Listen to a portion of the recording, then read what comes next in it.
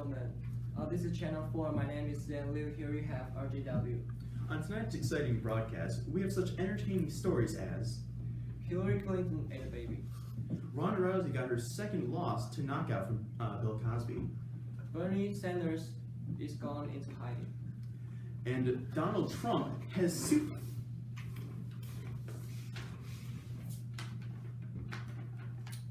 Oh my God.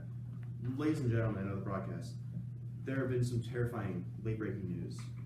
The Twin Towers of New York's World Trade Center have been crashed. Planes have fallen into them. There's fire, casualties. Zen, how could this happen? People of the broadcast, how could this happen? But to answer these questions, we send it over to Chief Interviewer Keith Jordan. Chief Interviewer Keith Jordan alongside Jedi Master Theologian Chase Keller. Do you believe in God? Yes, I still do believe in God. If so, how could you let something like 9/11 happen? Because humans have the right to make their own choices, which is free will, and they can do whatever they want, and it's not really God's right to infringe upon that and stop things from happening and stop them from making the choices that they want to make with their lives. God is known to be an all-knowing, all-loving, and all-powerful God. How could he not interact with something of this magnitude? Well, he is all-knowing, so maybe he knew this was going to happen and let it happen for a greater plan or something like that. So something better could happen 20 years later or something like that. Send it back to the desk. Thank you, Keith Jordan and Jedi Master Chase. You know, that was a very insightful look into how theologians and many other believers can keep their heads up in these dire times. And now we send it to our Master Interviewer, Knowledge Lacy. Good evening, ladies and gentlemen. I am Master Interviewer Knowledge Lacy alongside here with Max Turney. Max, do you believe in God? No, I do not. Why don't you believe in God? Because of 9/11 that just recently happened. I just don't think that if there was a God that this would have happened. So if you believe in God, you think he would stop something like this? Yes, if God is actually all good, all knowing, and all powerful, I don't see a reason why he wouldn't stop 9/11.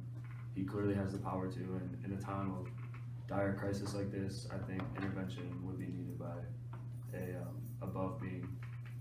What a very interesting view. Send it back to the desk. Thank you, our Master Interviewer, Knowledge. That was a great interview. So Ryan, what do you think about it?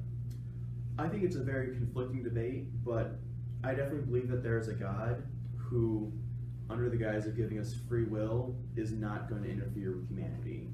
Zen, what do you feel about this? I feel like if there is a all-knowing, all-powerful, and all-loving God, that he won't let this happen. I think both sides definitely have some good points in this argument, and this argument's going to keep going on for many generations. It won't end with this. It hasn't started with this. But we're going to do our best to keep bringing you the latest news, truths, and all the information you could need. Stay tuned, ladies and gentlemen. The events of 9/11 have claimed the lives of nearly 3,000 people. The Iraqi war that followed claimed another 66,000 civilians. These tragic events, these displays of brutality and senseless violence, have left many groups of many different faiths wondering what kind of God would allow this, if any God.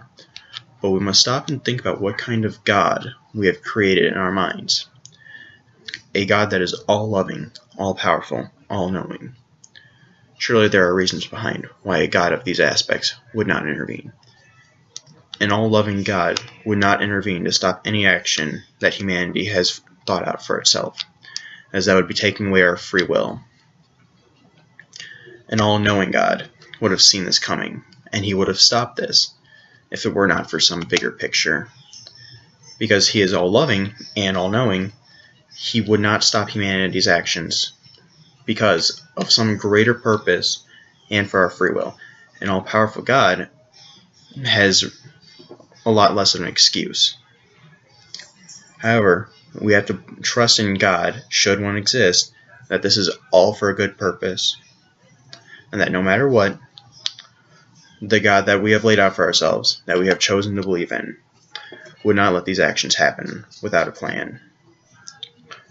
However, we cannot know for certain should God exist or should he not. All we can do is have faith and pray that if God is real, that he's up there, he's seeing these events happen, and that he's regretting giving us free will.